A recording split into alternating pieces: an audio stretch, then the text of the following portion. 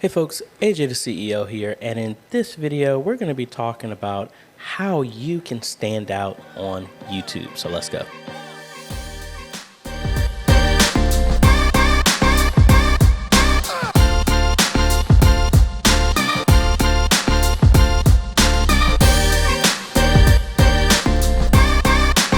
Hey folks, AJ the CEO here. If this is your first time stopping by the channel, thanks for stopping by. And on this channel, we focus on tips, training, strategies, reviews, and builds to help modernize your media ministry. So if you're new here, consider subscribing. And if you like what we're doing here, consider becoming a patron or a YouTube member by clicking one of the links below. Now, normally I'm sitting here talking about tips, tricks, strategies, and all this other stuff, hardware reviews, mainly focused on media ministry stuff. But I want to kind of do a topic that I get asked a lot. Even though people ask me about media ministry stuff, I have, especially at my church, and I have other people who ask, hey, this is great, but how did you stand out? What did you do to stand out on YouTube, or for people to see you and all this other stuff? So I want to kind of go over 5, maybe 6 things that I would think, especially from a media ministry or from a ministry in general who's using YouTube or online platforms, what you should be focusing on, or maybe tips to help you out. And then honestly, even if you're not even media ministry related, these tips, if you look at anybody else who gives you tips on YouTube, I have 100% guarantee that they will most likely agree with the majority of these things. So let's go ahead and just jump into how you can stand out on YouTube. Now, when it comes to YouTube, attention is what you're really looking at. No matter, you can talk about the bells and whistles, how it looks, how it sounds, all this other stuff. But if you cut all that away, what you're really focusing on is attention, how to hold people's attention, how to get people to come back because you've drawn them, giving you more attention because of whatever type of content that you're doing. Now, I know a lot of people are like, well, hey Jay, you were doing media ministry stuff and that's easy. Okay, yeah, I'm trying to tell you, no, it was just one of those things that I focused on because I noticed that, I didn't go searching for this niche. This just happened to be the niche that developed because I was following some things that were passionate to me, and I did this out of necessity for my media ministry. But let's go to number 1. You need to pick a niche, or you need to find a niche. And whatever that niche is, you need to stick to it. For example, when you come to my channel, there's no way you can misconstrue that, oh, well, AJ's talking about video games. Oh, AJ's talking about 3D printing. Oh, AJ is talking about investment strategies or banking or underwater basket weaving. No, when you come to my channel, it is media ministry related. No matter what I talk about, that is the cornerstone of everything that I do. So it doesn't matter what your stuff is. If you're a gamer and you want to focus on RPGs, you want to focus on real-time strategies, you want to focus on first-person shooters. Oh, you're into 3D printing, you just want to focus on that. Oh, you're into EVs and all you want to do is talk about Teslas, or whatever the niche is. It doesn't matter what it is, stick to it. Now, I know that's easy to say, but sometimes you just have to start somewhere.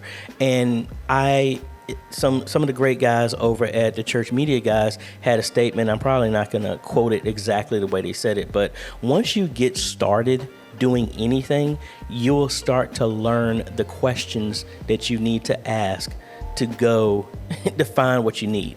And the way I like to do that is you'll never know where you're going if you don't set a destination. You don't just get in your car and just drive. You set a destination of where you want to go.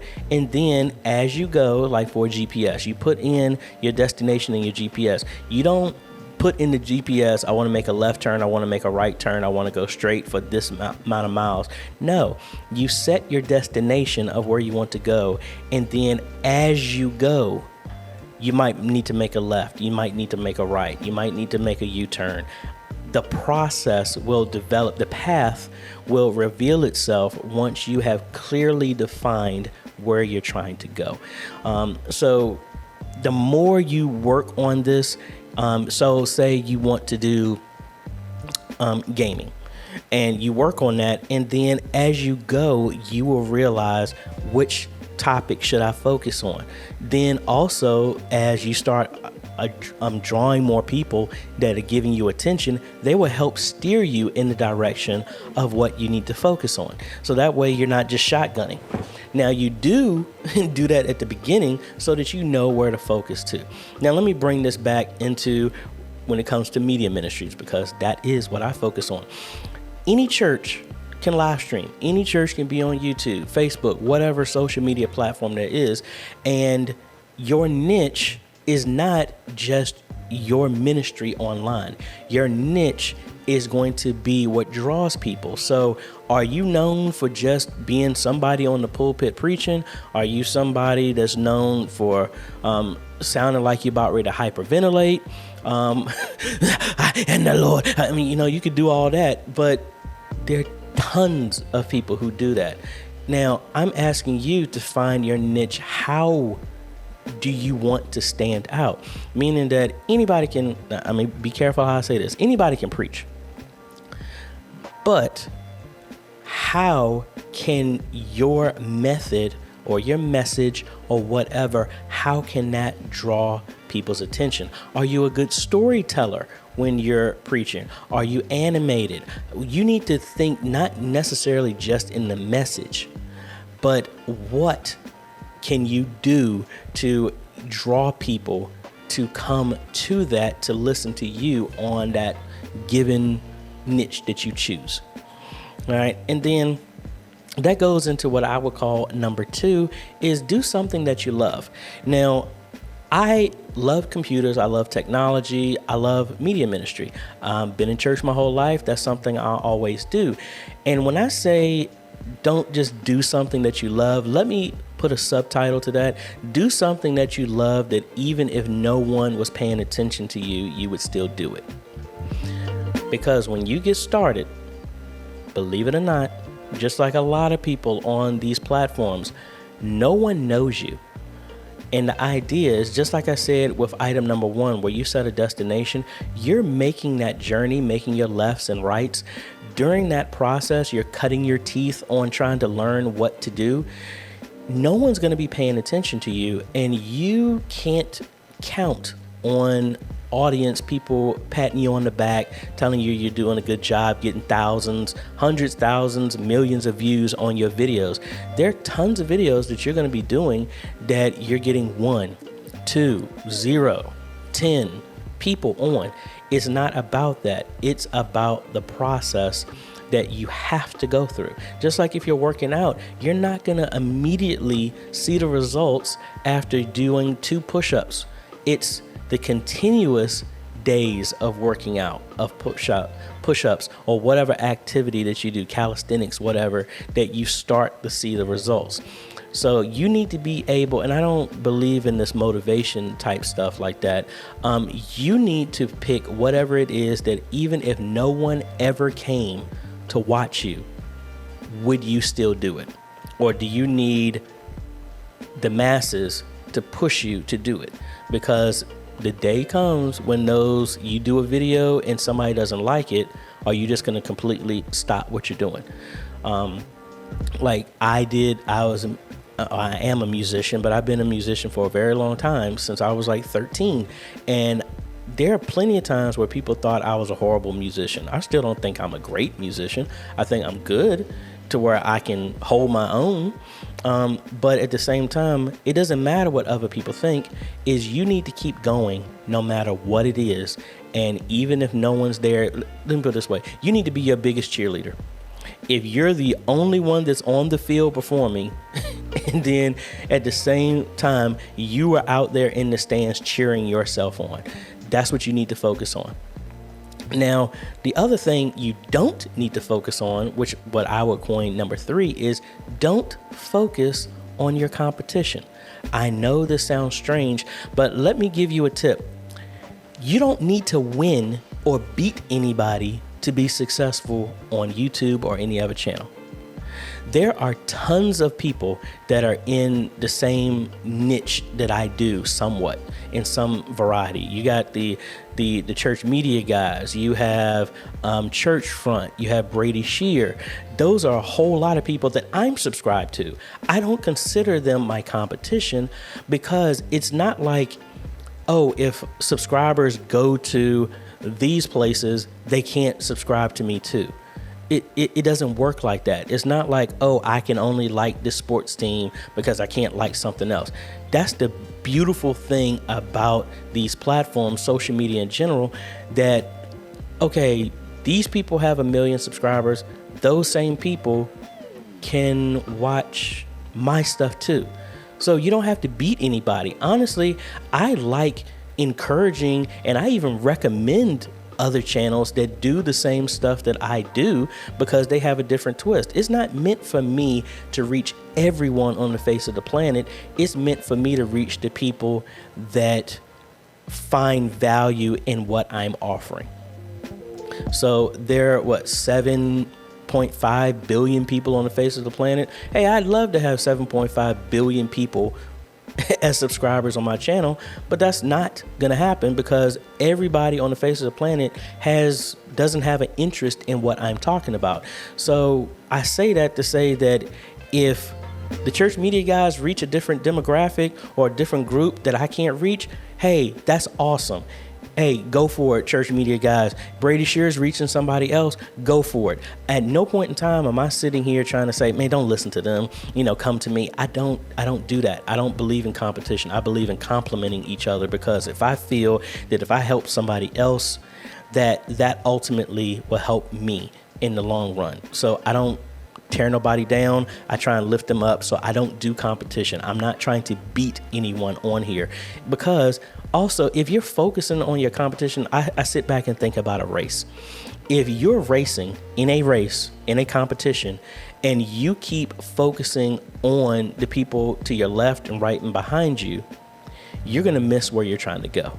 So yeah, that's great that you have people to your left and right, but when you're not competing with them and you have a mindset that we all can win, you can actually move faster instead of wasting all your energy trying to one-up somebody else. Now, what I would say for number 4 is, and I think I actually already mentioned this, but let's double down on it, is you need to be known for something. That whatever your name is, when this is something you want to aspire for. So when somebody mentions your name, it correlates to whatever your niche is.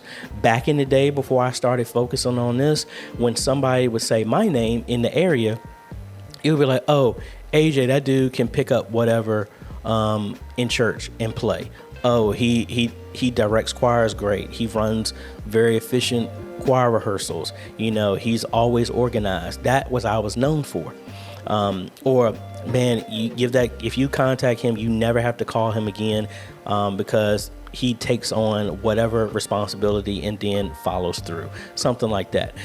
That same idea is important when it comes to YouTube. What are you known for? So like right now, and I remember my friend Kyle actually said this, I was very well known for music, but when I made the change to focus on media ministry, now my name is known more for media ministry. And it's like, oh yeah, wait a minute.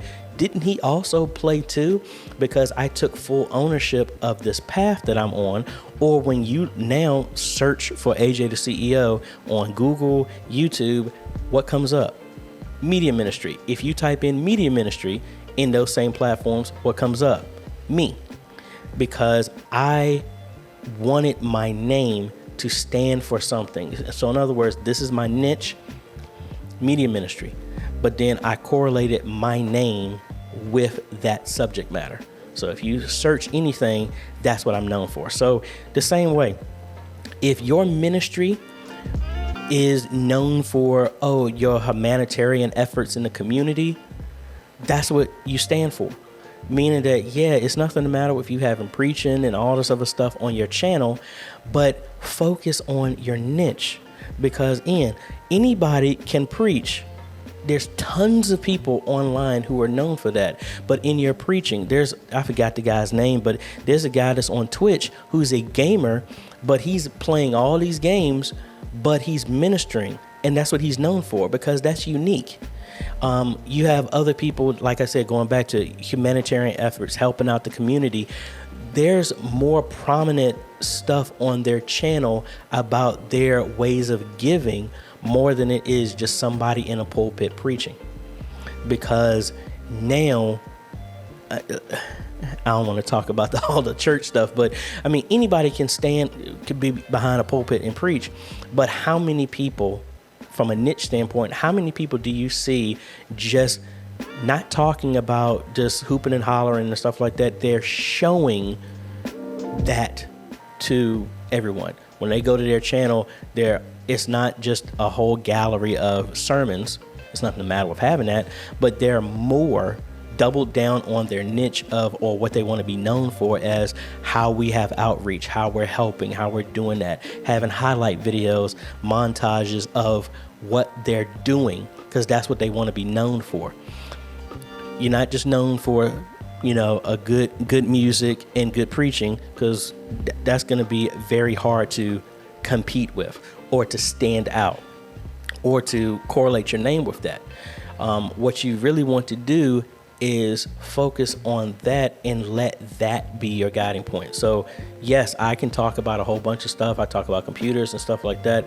But again, everything that I do goes back to my cornerstone, media ministry. I would say this is number 5, and I think this needs to be said because I get this question a whole lot. Your equipment does not matter. I have all these people talk about, what do I need to get started? Do I need to get this type of DSLR? Do I need to get this type of camera? Do I need to get this type of computer? Do I need to get this, and this equipment? All that stuff. It does not matter. Just start. That's what matters.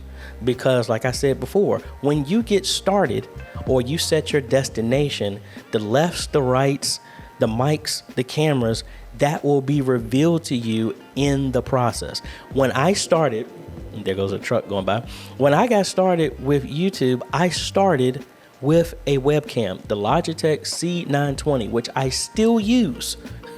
And then after that, I moved to a Sony Handycam. Then after that, I moved to my phone. Then I moved to that. So it's not the camera, the equipment, how it looks, this bokeh and all this out of focus stuff. Yeah, that's nice. But the content is going to stick out. How you're connecting with people, that's going to stick out more than that.